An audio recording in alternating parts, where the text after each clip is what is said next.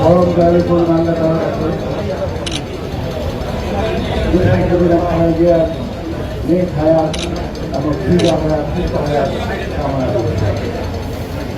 সেই সঙ্গে ৭১-এর স্বাধীনতা যুদ্ধের সঙ্গে ২৪-এর যাত্রা করতে তাদেরও আমি তাদের থেকে আমি দোয়া কামনা করছি। ভাইয়েরা যার সম্পর্কে কথা বলতে হবে তার সম্পর্কে সম্পর্কে অবগত রায় ভালো বলেছে। আমি একটু বলতে পারবো না, বলতে চাইও না, তবে একটি কথা বলবো, দেশ নেত্রী বেগম খালেদা সারা বিশ্বে নেতৃত্বে দেশ নেত্রী বেগম খালেদার উদাহরণ এক সময় নিয়ে মাত্র তার কোনো উদাহরণ নাই। উনি একজন গৃহবধূকে যেভাবে রাজপথে নেমে এসে জনগণের কাতারে থেকে সকল মানুষকে সঙ্গে নিয়ে সংগ্রাম করে দেশটাকে দলটাকে এগিয়ে নিয়ে যায়, এটা ভাষায় প্রকাশ করা যাবে না। এখানে আপনার অনেকেই ওই সময় ছিলেন, আমরা সবাই খালি ছিলাম, অনেকে ছিলেন না করে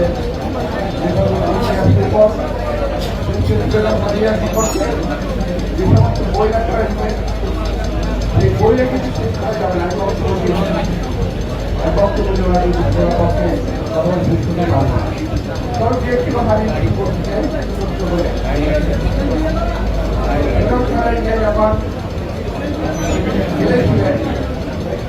আমাদের সাথে একবার ওনার সঙ্গে না করার অনুমতি ছিল, আমরা একবার দেখানো আমরা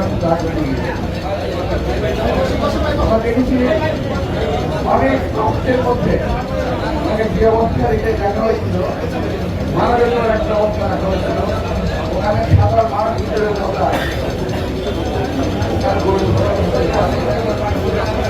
এমন অবস্থায় রাখা হয়েছিল।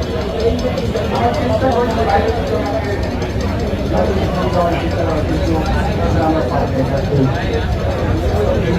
ভাইরা এই অবস্থায় যখন কথা হতো আমরা অনেক ভিড় মনোভাব দেখেছি। আমরা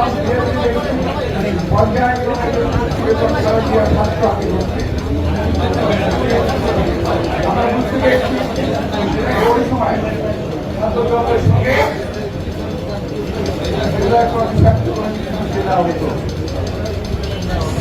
আজকে আমি এই অনুষ্ঠান থেকে দেখতে পেলাম যে জীবনে ওনার উপরে তথ্যপতি প্রেরণ হয়েছে, তারা কারের সঙ্গে দায়ী তাদের সকলের একটা বিচার করা উচিত বলে আমি বিশ্বাস করি। যদি প্রয়োজন হয় যখন জেনেছিলেন তখন আমাদেরও বিগত আমরা অনেকে জেনে গেছিলাম, আমরা দেখেছি কারা কারা কারাগারে ওনাকে এটা আমরা দেখি। সর্বশেষ যখন আমার সাথে দেখা হয় তখন এই কারাগারে একটা ফাঁকা হয়ে গেছিল এবং এটা একটা পরিত্যক্ত একটা এলাকায়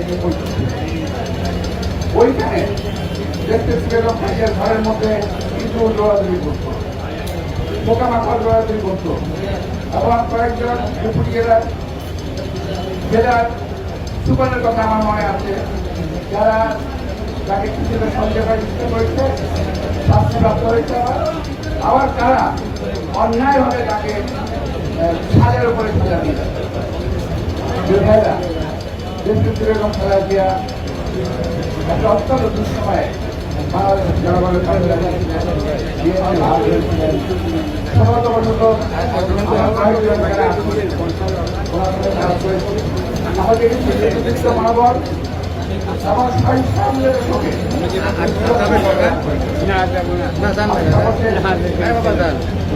কর্মীদের প্রতি দেশের বেগম খালেদিয়ার ভালোবাসার বিবেচনা ছাত্রী হিসাবে সভাপতি চাই। 2008 সালে যখন নির্বাচন হবে আমি আমার সবার আমাকে দিয়েছিলাম, আমার একটা পত্র দিয়েছিলাম যে আপনি দয়া করে নির্বাচনে যাবেন না। উনি আমাদেরকে বক্তব্য দিয়েছিলেন, সবাই বলে দিল যে আমি নির্বাচনে যাচ্ছি না। অজ্ঞাতের কারণে এবং বিশেষ ক্ষেত্রে রাজনৈতিক দলের চাপের কারণে ওই দিন নির্বাচনে যেতে বাধ্য হয়েছে। আমি আগে জিজ্ঞেস করেছিলাম ম্যাডাম আপনি কেন নির্বাচনে গেলেন? আমি নির্বাচনে না যেতাম তোমাদেরকে বের করা সম্ভব হতো না। এগুলো স্পষ্ট উত্তর ছিল না। তাতে আমি মনে করি কর্মীদের প্রতি ওনাকে স্নেহ, অনেক মমত্ববোধ, অনেক ভালোবাসা এটা তিনি বলেছেন। রাজনৈতিক আরো আছে, এগুলো বললে এখন এই সময়ে ভালো হবে না। আপনি একটা সুবিধার মধ্যে খেলা দিয়ে রাজনৈতিক সহযোগী আছে।